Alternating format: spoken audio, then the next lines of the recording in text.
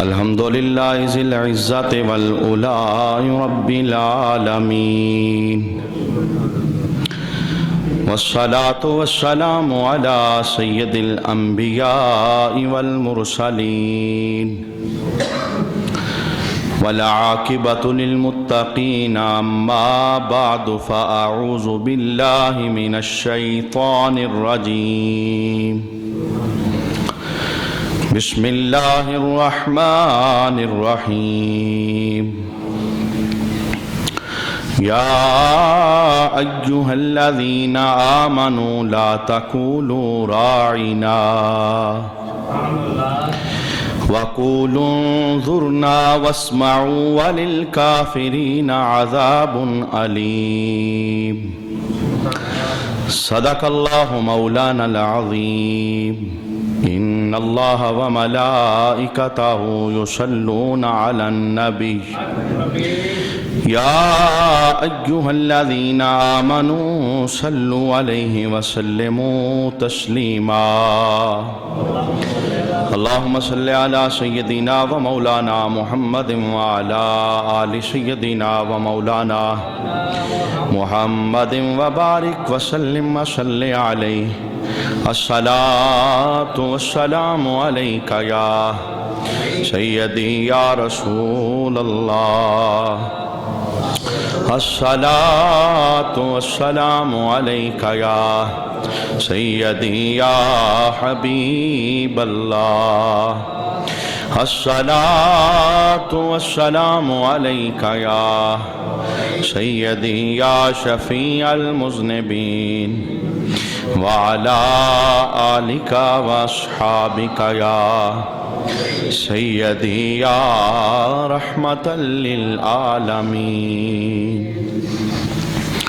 وہ سوئے لال ازار پھرتے ہیں تیرے دن اے بہار پھرتے ہیں جو تیرے در سے یار پھرتے ہیں در بدر یوں ہی خار پھرتے ہیں ہر چراغے مزار پر قدسی کیسے پروانہ وار پھرتے ہیں اس گلی کا گدا ہوں میں جس میں مانگتے تاجدار پھرتے ہیں پھول کیا دیکھوں میری آنکھوں میں دشت طیبہ کے خار پھرتے ہیں اور لاکھوں قدسی ہیں کام خدمت پر لاکھوں گردے مزار پھرتے ہیں کوئی کیوں پوچھے تیری بات رضا تجھ سے عاشق ہزار پھرتے ہیں بعد از حمد و صلات لائق عزت و تکریم جمیع احباب سمعین علی وقار آج کی جمعۃ المبارک کی نشست کے اندر رسول رحمت صلی اللہ تعالیٰ علیہ وآلہ وسلم کی ذات والا شان کے ساتھ صحابہ کرام کا جو محبت کا انداز تھا ادب کے لحاظ سے تعظیم اور توقیر کے اعتبار سے ہم اسے دیکھنے کی کوشش کریں گے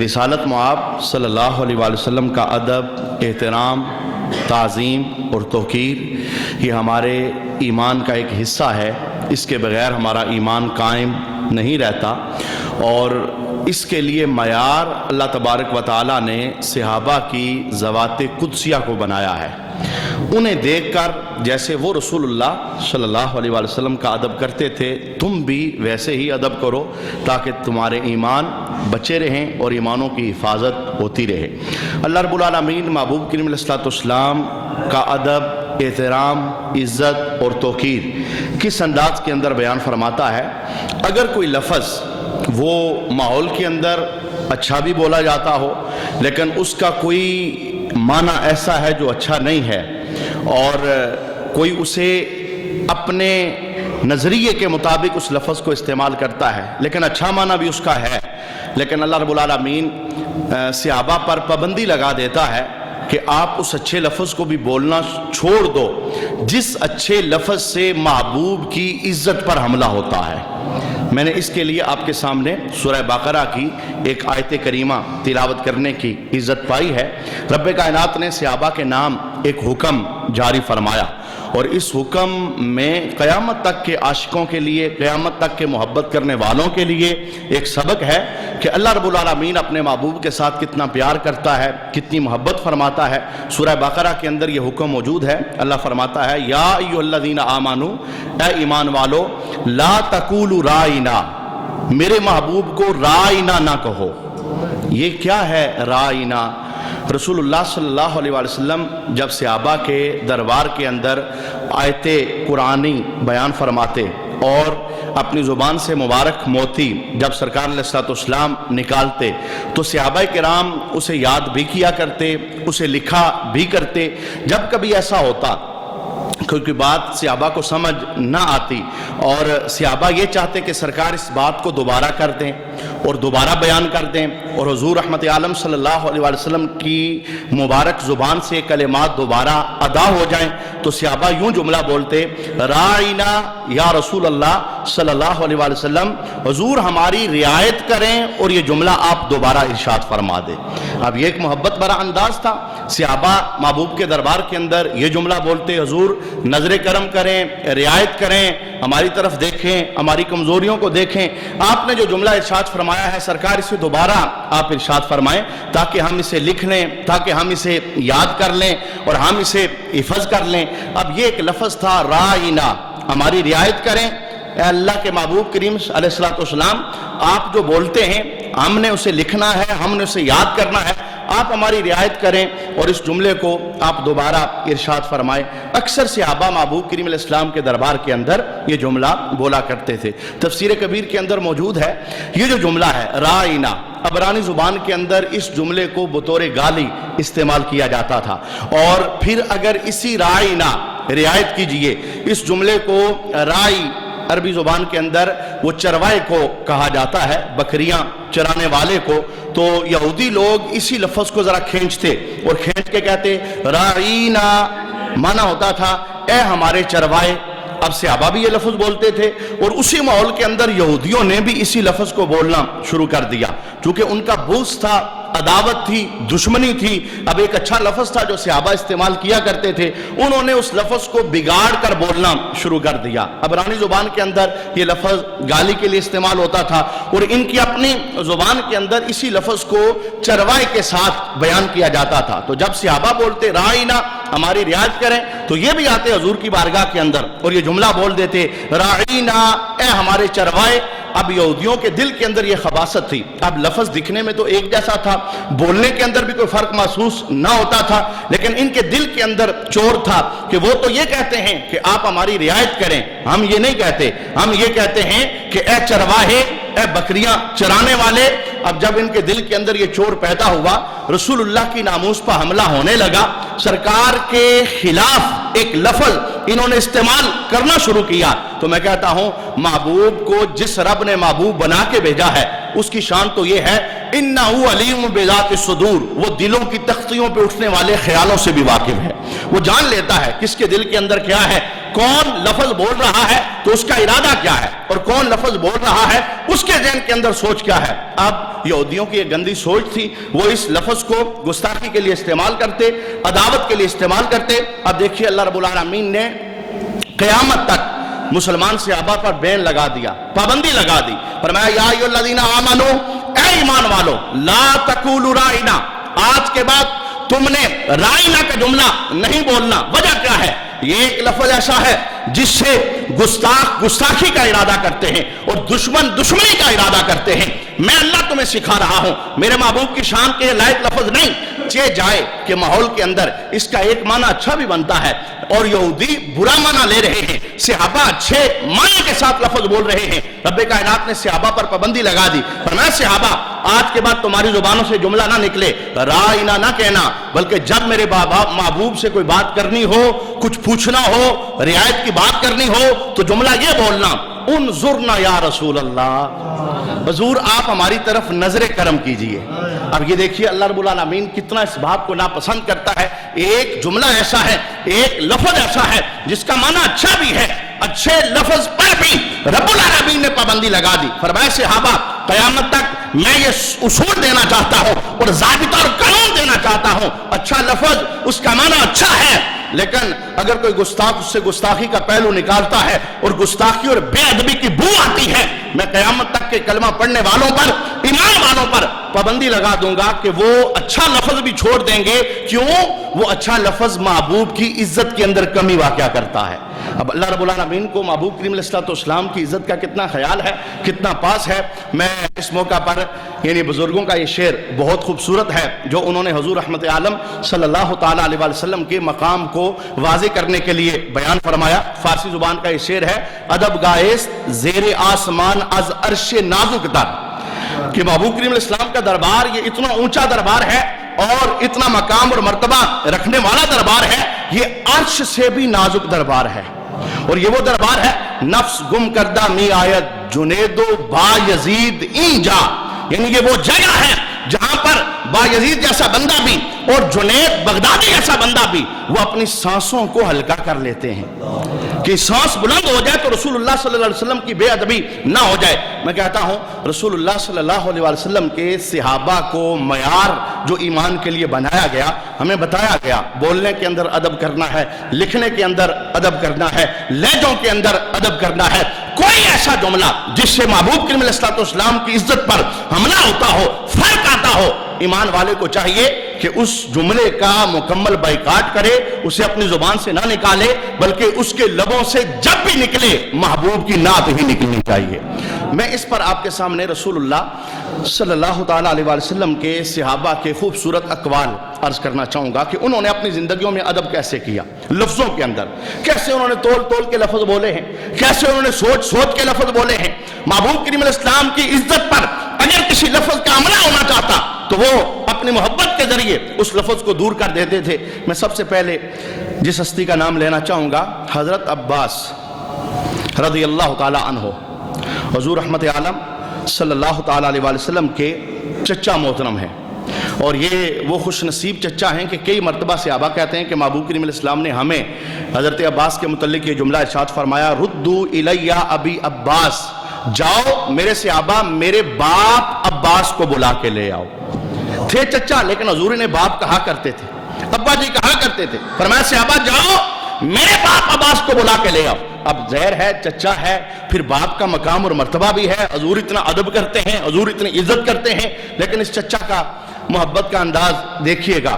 اب ظاہر ہے جب چچا ہو کے ہمیں یہ سبق دے رہے ہیں کہ میں چچا بھی ہوں اور میں صرف باپ نہیں بلکہ مجھے باپ کہہ کے رسول اللہ نے بلایا بھی ہے، یعنی میرا مقام اور مرتبہ محبوب کریم علیہ السلام کی نگاہ کے اندر بھی بلند ہے، لیکن آپ نے کتنی عزت کی ہے، کتنی توقیر کی ہے۔ ایک بندے نے آپ سے سوال کیا، انت اکبر اب النبی، اے عباس یہ بتاؤ آپ بڑے ہو یا رسول اللہ بڑے ہیں؟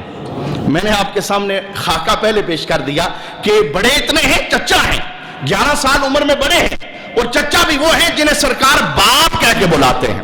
جاؤ میرے باپ کو بلا کے لے آؤ، جاؤ میرے ابا جی کو بلا کے لے آؤ۔ اب کسی نے سوال کیا کہ عباس یہ بتاؤ آپ بڑے ہو یا رسول اللہ صلی اللہ علیہ وسلم بڑے ہیں؟ تو اس موقع پر آپ جواب کیا دیتے ہیں؟ آپ کہتے ہیں سوال کرنے والے جہاں تک بڑے ہونے کی بات ہے، ہوا اکبر منی، بڑے تو میرے سرکار ہی ہیں۔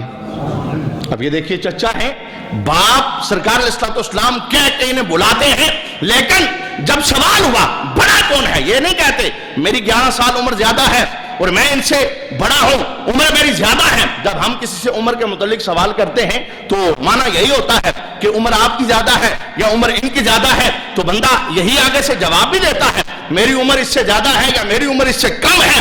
آپ نے عمر کا لحاظ نہ رکھا، آپ نے رسول اللہ کے مرتبے کا لحاظ رکھا، چونکہ جو رب رسول اللہ کے لیے ایک ایسا لفظ پسند نہیں کرتا جو ماحول کے اندر اچھا معنی بھی دیتا ہے، اللہ بین اور پابندی لگا دیتا ہے۔ صحابہ بلا کوئی ایسا لفظ کیسے بول سکتے تھے جہاں سے کوئی تنقید کا پہلو نکل سکتا تھا؟ جناب عباس کہنے لگے جہاں تک بڑے ہونے کی بات ہے، وہ اکبر منی، بڑا تو آمینہ کا لال ہی ہے، انا ولدت قبلہ، میں بس دنیا میں پہلے آ گیا تھا، میں جو دنیا میں پہلے آیا میں بڑا نہیں ہوں، بڑے میرے حضور ہی ہیں، اونچے میرے حضور ہی ہیں، اعلیٰ میرے حضور ہی ہیں، افسر میرے حضور ہی ہیں۔ گویا صحابہ کرام اپنے لفظوں کے ذریعے نعت پڑھ کے بتایا کرتے تھے ہم نے زمانے کی ہر شے سے محبوب کو اونچا مرتبہ عطا فرمایا ہے۔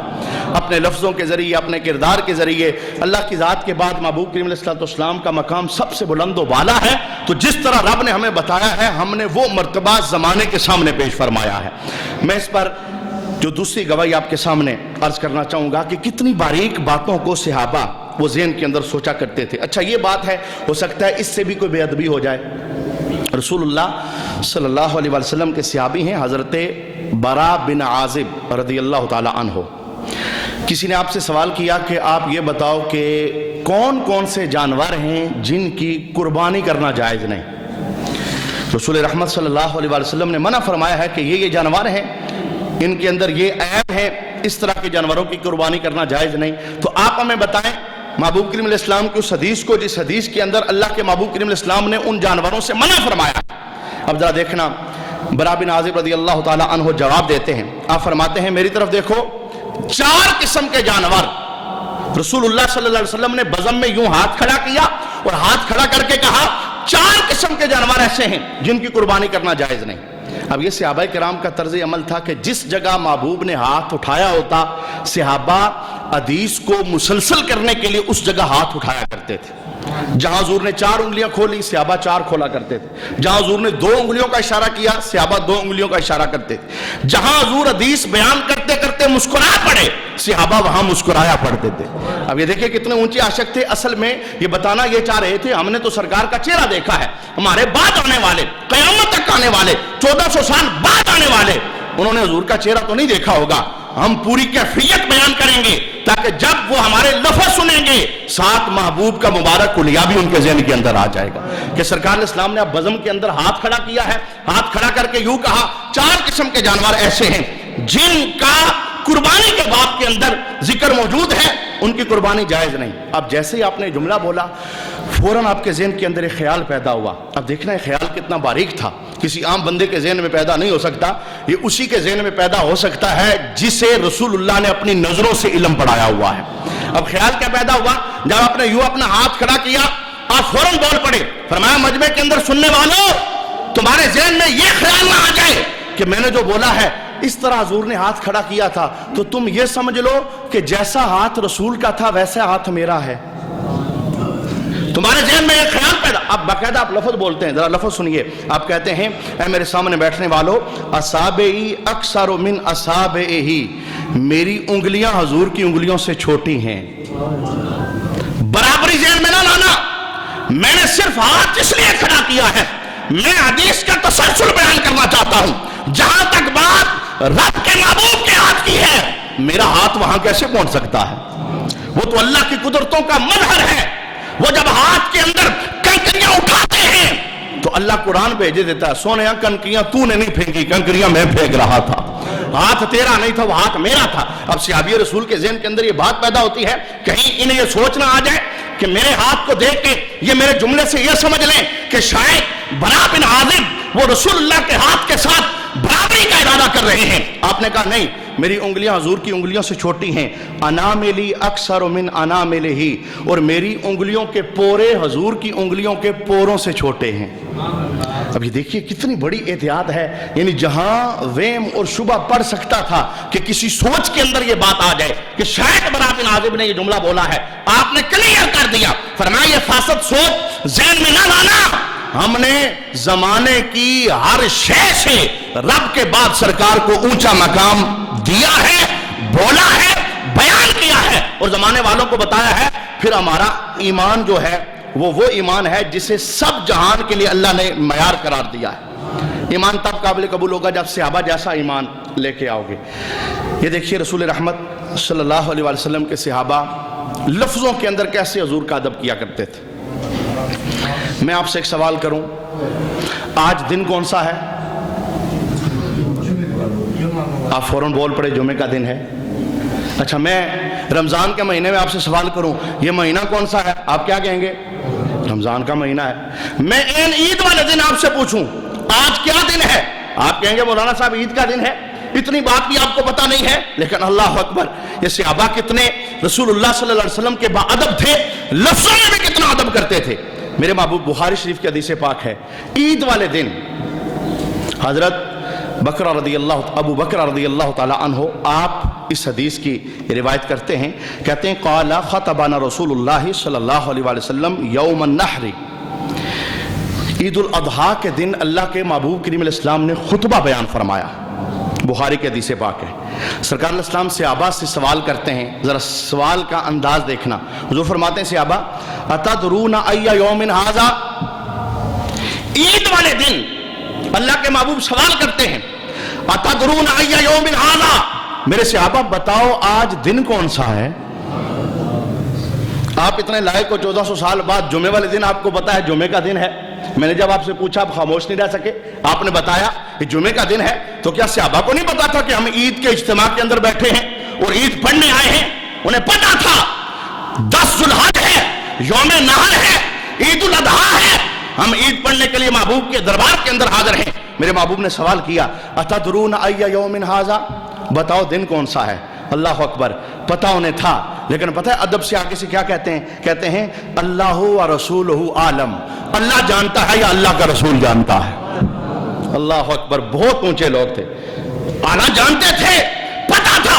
دور حاضر کے اندر وہ بونے لوگ جنہیں رسول اللہ صلی اللہ علیہ وسلم کے علم پر اعتراض ہے، کہتے ہیں دیوار کے پیچھے کا پتہ نہیں، اتنا ہی بولتے تھے جتنا بتایا جاتا تھا، ان کے لیے علم کی باتیں نہ کرو۔ دیکھیے صحابہ کرام میرے رسول صلی اللہ علیہ وسلم کی نظروں سے پڑھنے والے ہیں، انہیں پتہ بھی ہے 10 ذو الحج ہے، عید کا دن ہے۔ سرکار کہتے ہیں دن کون سا ہے؟ کہتے ہیں سونیا نہیں پتہ ہے پر بتائیں گے نہیں، آپ کے سامنے ہم اپنا عالم ہونا ظاہر نہیں کریں گے، ہم آپ کی شان بیان کریں گے، اللہ جانتا ہے اور اللہ کا رسول جانتا ہے۔ اور میں کہتا ہوں کتنا ستھرا اور سونا عقیدہ دیا۔ ان لوگوں کو بھی اپنے عقیدے کو چیک کرنا چاہیے جن کی آواز کے اندر صرف یہی بات ہے، جو جانتا ہے اللہ جانتا ہے، اس میں کوئی شک نہیں، اللہ ہی جانتا ہے، لیکن اللہ کے دیے سے اللہ کے محبوب بھی جانتے ہیں۔ کون کہہ رہا ہے؟ 1400 سال بعد کا کوئی خطیب، کوئی عالم، کوئی قاری، کوئی مفتی، کوئی محدث نہیں، یہ وہ کہہ رہے ہیں جنہوں نے رسول اللہ کے سامنے بیٹھ کے علم پڑھا ہے۔ بخاری کے حدیث پاک ہے، دن کون سا ہے؟ کہتے ہیں اللہ و رسولہ عالم۔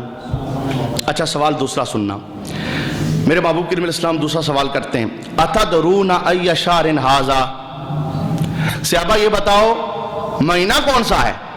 تب سب کو پتا تھا یہ حج کا مہینہ ہے، حج کے مہینے ہی میں ہوتا ہے، حج رمضان میں تو نہیں ہوتا، کوئی مشکل سوال نہیں تھا۔